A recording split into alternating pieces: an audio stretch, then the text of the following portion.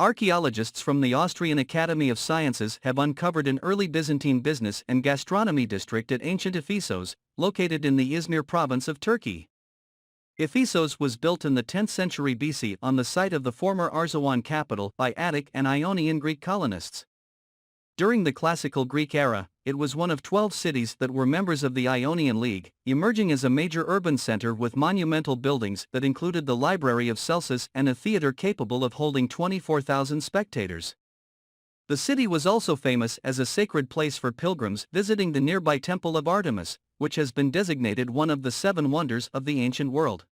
Ephesus, as part of the Kingdom of Pergamon, became a subject of the Roman Republic in 129 BC after the revolt of Eumenes III was suppressed. During the 1st century BC, the city entered an era of prosperity under Roman rule, becoming both the seat of the governor and a major center of commerce. According to the Greek philosopher and historian, Strabo, it was second in importance and size only to Rome. During recent excavations, archaeologists have discovered an early Byzantine business and gastronomy district on Domitian Square, a prominent public place directly adjacent to the political center of the Roman city, the Upper Agora. Byzantine shops and workshops were built over a large Roman square complex, with the team focusing excavations on a structure consisting of several business premises that covers an area of around 170 square meters. Individual rooms are preserved up to 3.4 meters high, containing thousands of pieces of ceramics, including whole bowls with the remains of seafood such as cockles or oysters, as well as amphorae filled with salted mackerel. Also found were stones from peaches, almonds and olives, and also charred peas and legumes. The team also uncovered 4 gold coins, solidi, in addition to over 700 copper coins. Archaeologists suggest that the excavated rooms functioned as a cookshop, a storeroom, a workshop, a taberna, and a shop for lamps and pilgrim souvenirs, indicated by the discovery of around 600 small pilgrim bottles that were sold to Christian pilgrims. The destruction layer is likely the result of conflict, with several arrowheads and spearheads also being excavated that the team links to the Byzantine-Sasanian War of AD 602 to 628, a series of wars fought between the Byzantine Empire and the Sasanian Empire of Iran that left both empires crippled. Hello and welcome to Blast World Mysteries. Please subscribe. Italian authorities on Tuesday announced the extraordinary discovery of more than 2,000-year-old bronze statues in an ancient Tuscan thermal spring, and said the find will rewrite history about the transition from the Etruscan civilization to the Roman Empire. The discovery, in the San Cascino dei Bagni archaeological dig near Siena, is one of the most significant ever in the Mediterranean, and certainly the most important since the 1972 underwater discovery of the famed Rias bronze warriors, said Massimo Asana, the Culture Ministry's director of museums. Thanks to the mud that protected them, the figurines were found in a perfect state of conservation. Alongside the figures were 5,000 coins in gold, silver and bronze, the ministry said. As evidence of the importance of the find, the ministry announced the construction of a new museum in the area to house the antiquities. Jacopo Tabali, who coordinated the dig for the University for Foreigners in Siena, said the discovery was significant because it sheds new light on the end of the Etruscan civilization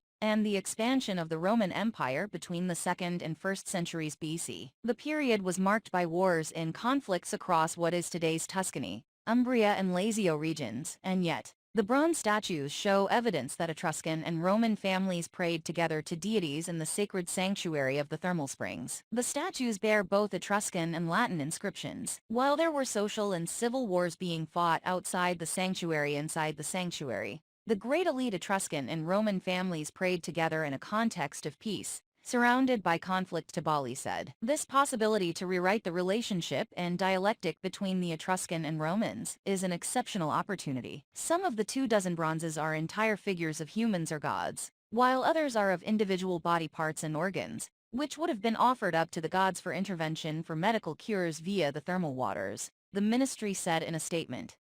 Researchers from the National Institute of Anthropology and History, INAH, and the Bajo Laberinto Archaeological Project have conducted a LiDAR survey of the Maya archaeological zone of Calakmul, revealing the extent of urban expansion that lies beneath the jungle canopy. Calakmul is located deep in the jungles of the Greater Petén Basin region in the Mexican state of Campeche.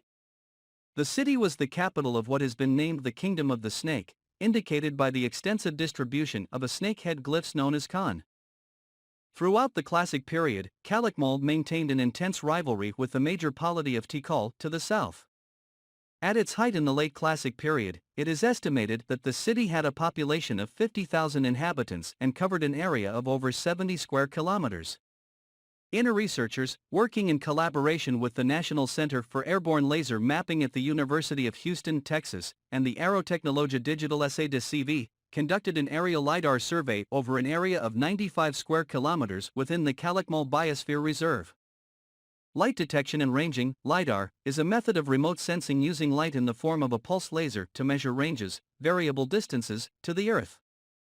The differences in the laser return times and measuring the wavelengths can be used to compile a 3D digital map of the landscape, removing obscuring features such as tree canopies that could hide archaeological features.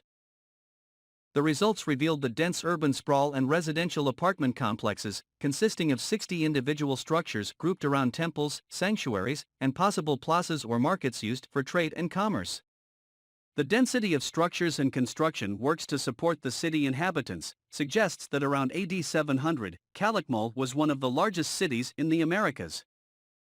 Reporting on the survey, an INAH representative told reporters during a broadcast on INA TV the magnitude of the landscape modification may have equaled the scale of the urban population, since all the available land was covered with canals, terraces, walls and dams, to provide maximum food security and sufficient water for the inhabitants of the city. The major archaeological find left researchers and German church officials feeling like Indiana Jones. But with the rush of fresh air threatening to alter the remains, the clock is ticking to identify the body inside. After months of preparations, an international team of researchers were able to open a 1,000-year-old sarcophagus at the St. Johannes, St. John's, church in the German city of Mainz.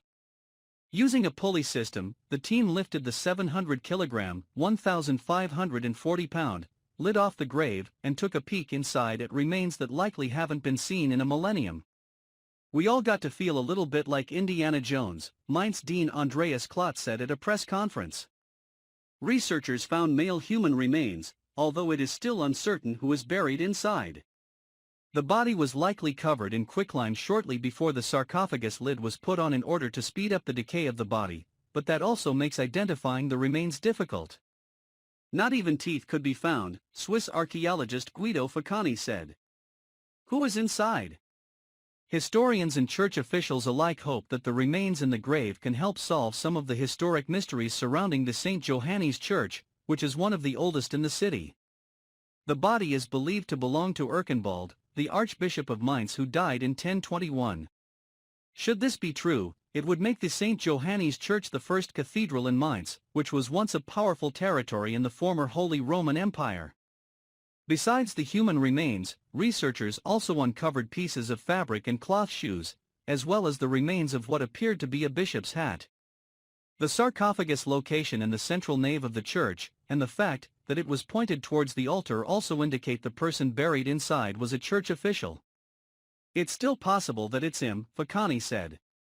The team of archaeologists, anthropologists, and textile experts will now examine the remains using carbon dating and DNA samples from tissue and bone samples. They will need to work quickly, however, as the remains and specimens inside the grave are now exposed to the fresh air for the first time in what is likely 1,000 years and could change due to the oxygen exposure.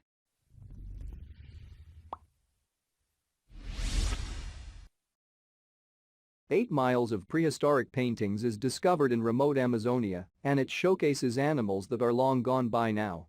An 8-mile-long canvas filled with Ice Age drawings of mastodons, giant sloths and other extinct beasts has been discovered in the Amazon rainforest. The gorgeous art, drawn with ochre red pigment frequently used as paint in the ancient world, spans nearly 8 miles, 13 kilometers of rock on the hills above 3 rock shelters in the Colombian Amazon, a new study finds. These really are incredible images, produced by the earliest people to live in western Amazonia, study co-researcher Mark Robinson, an archaeologist at the University of Exeter, who analyzed the rock art alongside Colombian scientists, said in a statement.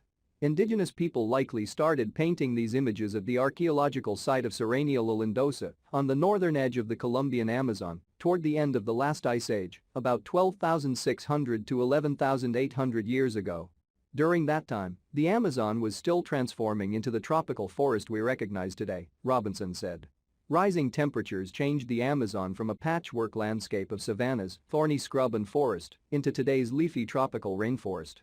The thousands of Ice Age paintings include both handprints, geometric designs and a wide array of animals, from the small, such as deer, tapirs, alligators, bats, monkeys, turtles, serpents and porcupines to the large, including camelids, horses and three-toed hoofed mammals with trunks. Other figures depict humans, hunting scenes and images of people interacting with plants, trees and savanna creatures. And, although there is also Ice Age animal rock art in central Brazil, the new findings are more detailed and shed light on what these now extinct species looked like, the researchers said. The paintings give a vivid and exciting glimpse into the lives of these communities, Robinson said. It is unbelievable to us today to think they lived among and hunted giant herbivores, some which were the size of a small car. Many of South America's large animals went extinct at the end of the last ice age, likely through a combination of human hunting and climate change, the researchers said. Excavations within the rock shelters revealed that these camps were some of the earliest human-occupied sites in the Amazon. The paintings and camps offer clues about these early hunter-gatherers' diets. For instance, bone and plant remains indicate that the menu included palm and tree fruits, piranhas, alligators, snakes, frogs, rodents such as paca and capybara, and armadillos, the researchers said. Scientists excavated the rock shelters in 2017 and 2018, following the 2016 peace treaty between the Colombian government and FARC, a rebel guerrilla group. After the peace agreement, researchers spearheaded a project known as Last Journey, which aimed to find out when people first settled the Amazon and what impact their farming and hunting had on the biodiversity of the region. These rock paintings are spectacular evidence of how humans reconstructed the land and how they hunted, farmed and fished, study co-researcher Jose Iriart, an archaeologist at the University of Exeter, said in the statement. It is likely art was a powerful part of culture and a way for people to connect socially. The findings were published in April in the journal Quaternary International, and the University of Exeter released a statement today, November 30, to coincide with a new TV documentary on the finding called Jungle Mystery: Lost Kingdoms of the Amazon, which will air in the UK in December.